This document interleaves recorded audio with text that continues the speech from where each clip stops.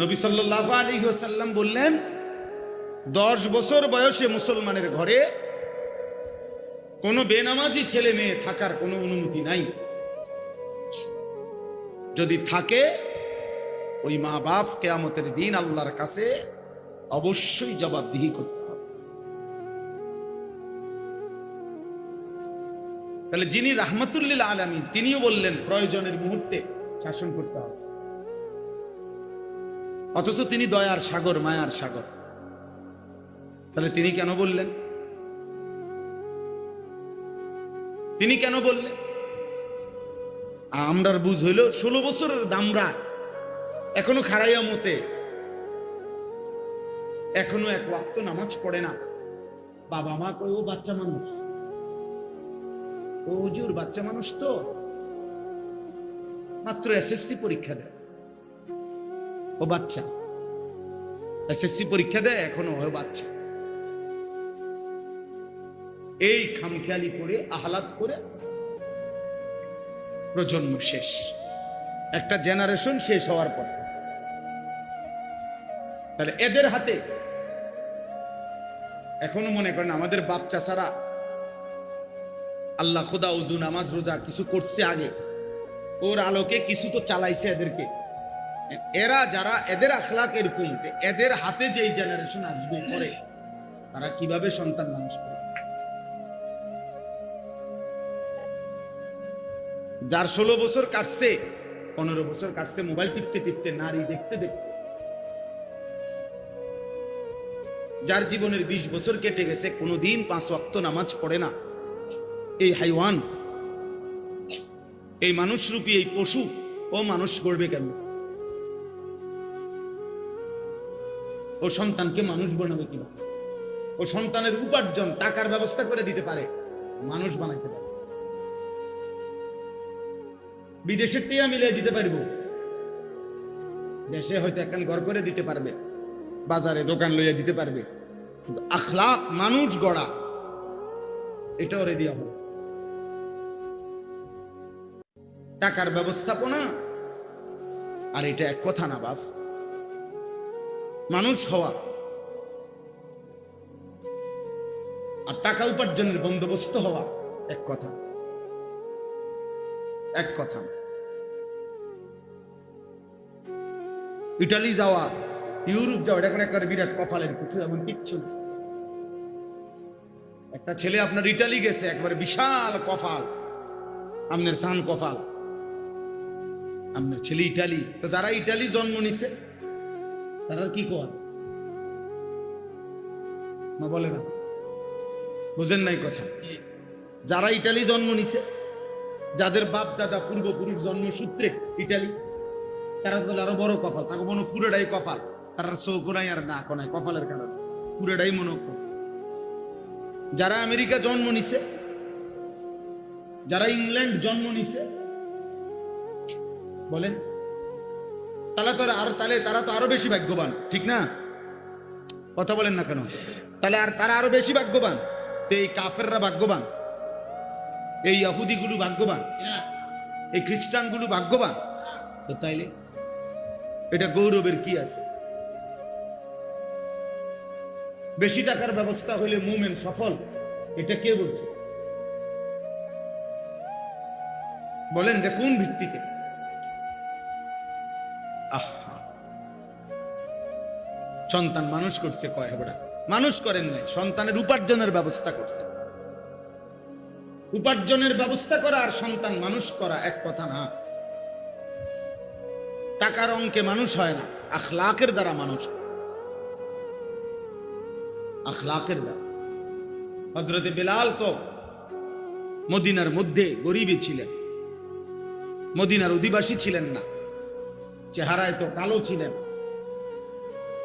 হাবশি গোলাম ছিলেন, কিন্তু আল্লাহ তাআলা বলছেন বেলালের মধ্যে যেহেতু তাকওয়া বেশি, তোমাদের পুরা কুরাইশের সকলের চাইতে বেলাল দামি বেশি।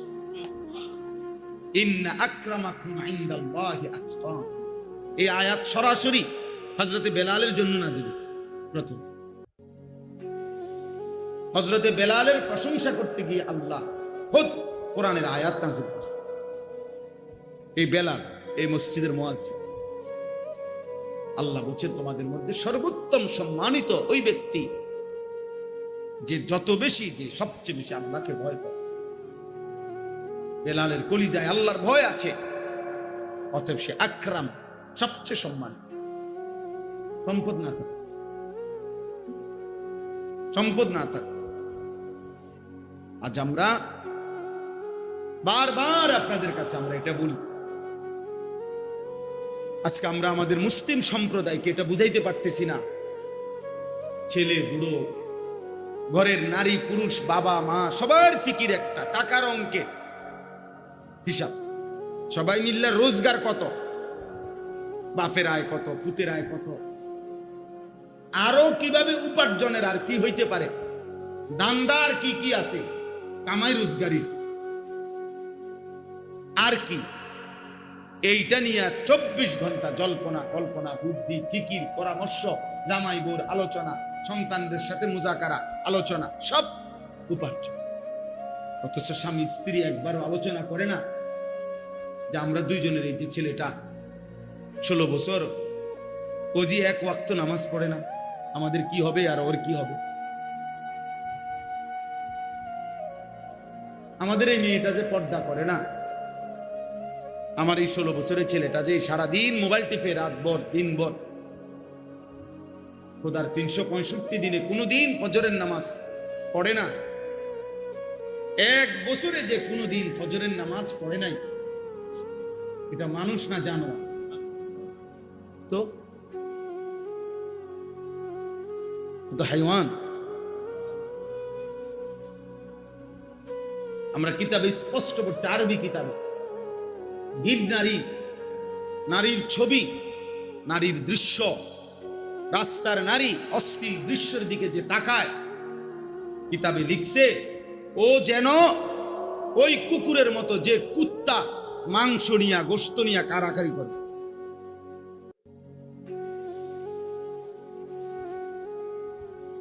ও সেই কুকুর, এবার বুড়া হোক আর জোয়ান হোক, আমি হই আর আপনি হোক,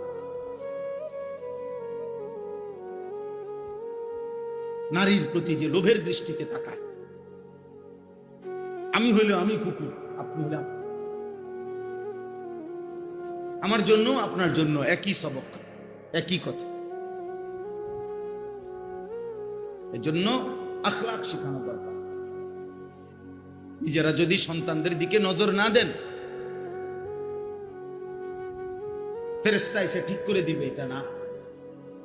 আরেকবার আবু বকর সিদ্দিক, ওমরে ফারুক কবর থেকে এসে ঠিক করে দিবে না রে বাপ, এই গুনার মতো সমাজ, চারিদিকে এই নাফরমানির সমাজের মধ্যেই আমার সন্তানের দিকে আমি নজর রাখতাম, আমাকে চেষ্টা করে যাইতাম। ফাকাতিল ফি সাবিলিল্লাহ, নবীজিকে আল্লাহ বলছে, বন্ধু আপনার সাথে যদি কেউ যুদ্ধ না করে, আপনি একাই যুদ্ধ করুন। কোরআন শরীফের আয়াত, সূরা নিসার মধ্যে ফাকাতিল ওয়াহিদ মুযাক্কারে হাজির, আপনি একাই লড়াই করবেন, একাই, কেউ নাই, অসুবিধা নেই। হযরতে হুযায়ফা রাদিয়াল্লাহু তাআলা আনহুকে নবী বলছে, তোমার সাথে যদি কেউ না থাকে, ওয়ালাউ আন তাআদ্দা বিআসলি শাজারাতিন হাত্তা ইউদরিকাকাল মাউত ওয়া আনতা আলা যালিকা, নবীজি বলেন প্রয়োজনে গাছের গোড়ালি শিকড় মারিরে, যে ভিতরের দাঁত যেদিকে কয়, ওগুলোরে কি দাঁত কয়, কোনো কিছু শক্ত করে কামড় দিয়া ধরতে হইলে এটা দিয়া উপযোগী না ওটা দিয়া, আল্লাহর নবী বলছেন মাড়ির দাঁত দিয়ে প্রয়োজনে গাছের শিকড়ের মতো কামড়াইয়া ধরে রাখবা মৃত্যু পর্যন্ত, তবুও তুমি একাই আল্লাহর দ্বীনের উপরে থাকবে। এই সমাজের সবাই টেলিভিশন প্রত্যেকের ঘরে কিনা লাইছে, এই কারণেই আমি কিনতে হবে না, প্রয়োজনে 1 কোটি মানুষের ঘরে কিনুক, আমি আমার আল্লাহর হুকুম মানি, আমি কিনবো না।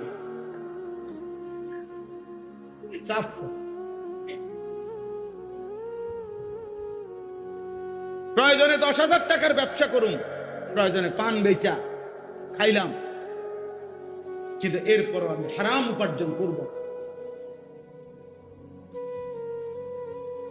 এটা মুমিন, চেষ্টা করতে হবে, চেষ্টা করলে সম্ভব। আপনি কোনো চেষ্টা ছাড়াই, বাঁচার কোনো চেষ্টা না করে আপনি কোনো ওইতো না হুজুর অহংকার যুগে হ্যাঁ কইতেন পারবেন হুজুর, সম্ভব না, না সম্ভব না, ইসলাম এখন অসম্ভব, আল্লাহর বিধান সব অচল হয়ে গেছে এখন আর, নাকি আল্লাহর বিধান সব বাতিল, তো বাতিল হবে কেন? আল্লাহর হুকুম বাতিল হবে কেন? আর সম্ভব না হুজুর, এখনকার যুগে সম্ভব না। যদি এটা বিশ্বাস নিয়ে কেউ বলে, যদি কেউ দিল থেকে কথা বলে, ওই বেঈমান, ওই কাফের। যদি কেউ বিশ্বাস নিয়ে বলে যে দিল থেকে, যে সুদের থেকে বাঁচা, কিস্তির থেকে বাঁচা এখনকার যুগে হুজুর আর কোনোভাবে সম্ভব না, তো মনে রাখো তুমি বেঈমান, তুমি মুশরিক, মুশরিক। আল্লাহর বিধান ইসরাফিলের ফু পর্যন্ত মেনে চলা সম্ভব, সম্ভব। আল্লাহ তাআলা কিয়ামত পর্যন্তের জন্য এই বিধান দিয়েছে। অতএব অসম্ভব আমি চেষ্টা করতে হবে, অসম্ভব বলার কোন সুরত অনুমতি নেই। সাবধান বাবারা, আপনাদেরকে বললাম, একজনকেই বললাম, মনোযোগ দিয়ে শুনুন, খেয়াল করে শুনুন, খামখেয়ালি মস্কারি করে না। শেষ বয়স্ক লোকরা পান খাইতে খাইতে শেষ করে দিবেন, এত মামুলি মনে করেন। আখেরাত পান খানা না। আপনি বইয়া বইয়া পান খাইবেন আর বন খাইবেন আর চা খাইবেন আর গপ মারবেন, সুন্দর সুন্দর কথা কইবেন চা দোয়ানে বইয়া। হ্যাঁ, আখেরাত আপনার মামার শ্বশুর বাড়ি, আখেরাতে তো মামুলি। হাসরের মাঠ ফুটবল খেলার মাঠ বলেন চাচা? হাসরের মাঠ কি খেলার মাঠ? ১৬ লক্ষ নবী, আদম আলাইহিস সালাম থেকে নিয়ে আমাদের নবী পর্যন্ত ১৬ লাখ নবী দুনিয়ার জীবনে হাসরের মাঠের ভয়ে চোখের পানি ফেলে কাঁদছে, আমাদের নবীও। অথচ সমস্ত নবী নিষ্পাপ, সমস্ত নবী মাসুম, সব নবী কি নিষ্পাপ, তবু ওনারা কাঁদছে। রব্বি লা তুখজিনি ইয়াউমা ইউবাসুন। ইব্রাহিম নবীর দোয়া কোরআনে আল্লাহ বলছেন, আল্লাহ যেদিন কবর থেকে সবাইকে হাসরের ময়দানে উঠাবেন, আমি ইব্রাহিমকে মাওলা আপনি বেইজ্জতি কইরেন না। ইয়াউমা লা ইয়ানফাউ মালুন ওয়ালা বানুন। বলছে রব্বুল আলামিন, আমি জানি সেদিন হাসরের মাঠে কোনো মাল কিংবা সন্তান কোনো উপকারে আসবে না। আমারে মাওলা বেইজ্জতি কইরেন না। যদি ইব্রাহিম নবী এটা বলে, আপনি কে? আমি কে? আব্দুল কাদের জিলানী কে? বাইজিদ বুস্তামি কে? ইব্রাহিম নবী যদি এটা বলে, বাকিদের কোনো পাত্তা আসেনি আমাদের। ইউসুফ আলাইহিস সালামের দোয়া কোরআনে আছে। ইউসুফ নবী বলছে, তাওয়াফানি মুসলিমান ওয়া আলহিকনি বিস-সালিহিন। ইউসুফ নবী বলছে, আনতা ওয়ালি ফিদ দুনিয়া ওয়াল আখিরাহ। আল্লাহ দুনিয়া আখিরাতে আপনি মাওলাই আমার বন্ধু, আপনি বন্ধুর কাছে আমি চাই আমার মৃত্যু পর্যন্ত ইসলামের উপরে রাখেন, ইসলামের উপরেই মৌত দিয়েন, এবং আপনার নেক বান্দাদের সাথে মিশাইয়া রাখেন। হাসরের ময়দানে আপনার সালিহিন পবিত্র বান্দাদের সাথে দাঁড় করাইয়েন। তাইলে আপনি কে? আল্লাহর নবী সাল্লাল্লাহু আলাইহি ওয়াসাল্লাম, যিনি নিষ্পাপ, যিনি মাসুম, যার আখিরাতের মর্যাদার কোনো তুলনা নাই, যাকে আল্লাহ সুপারিশ করার ক্ষমতা দিবেন, যাকে আল্লাহ হাউজে কাউসারে দিবেন, যার হাতে আল্লাহ পাক হাসরের ময়দানে আলাদা পতাকা দিবেন, যার হাতে আল্লাহ তাআলা সর্বপ্রথম জান্নাতের দরজা খোলাবেন, যিনি সর্বপ্রথম হাসরের ময়দানে আল্লাহকে সেজদা দিবেন, হাসরের ময়দানে প্রথম কথা আল্লাহর নবী বলবেন, হাসরের ময়দানে প্রথম আল্লাহর প্রশংসার বাক্য নবীজির জবান দিয়ে উচ্চারিত হবে। আল্লাহ বলেন, ওয়ালা সাউফা ইউতিকা রাব্বুকা ফাতারদা। এতটা দেব বন্ধু, এতটা আপনাকে আমি এত দেব, এত দেব, এত সম্মান, এত মর্যাদা দেব, শেষ পর্যন্ত আপনি খুশি হয়ে যাবেন, আপনাকে হাসি ফুটায় দেব। এত ইজ্জত, এত সম্মান, এত মর্যাদা যেই আল্লাহ বলছেন বন্ধুর, সেই নবী 5 ওয়াক্ত নামাজের পরে প্রতিদিন প্রতিদিন আল্লাহর নবী দোয়া করতেন, আল্লাহুম্মা হাসিবনি হিসাবান ইয়াসীরা। বলতেন কিনা নবী? বন্ধু আমার, এটা তো নবীজি দোয়া করতেন, আল্লাহুম্মা হাসিবনি হিসাবান ইয়াসীরা। আল্লাহ, এত কিছুর পরেও ভয় হয় আমি বন্ধুর হিসাবটা হাসরের দিন সহজ করে দিয়ে। আল্লাহুম্মা হাসিবনি হিসাবান ইয়াসীরা। আপনি কেডা, আমি কেডা?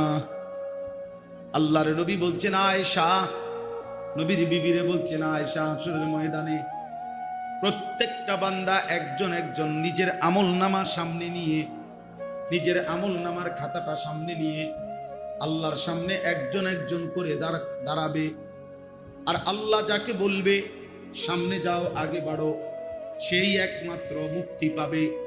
আর যদি রব্বুল আলামিন 1 সেকেন্ডের জন্য কোনো বান্দাকে বলে একটা পৃষ্ঠা উল্টাও, নবীজি বলছে খোদার কসম উম্মত, একটা পৃষ্ঠা উল্টাইতে বললেই ওই উম্মত জাহান্নামে যাইতে হবে।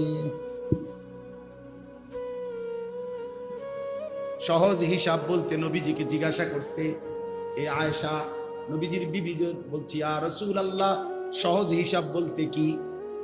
আপনি যে বলেন সহজ হিসাব, এটা কি? আল্লাহর নবী বললেন, আল আরাজু ফাকাত।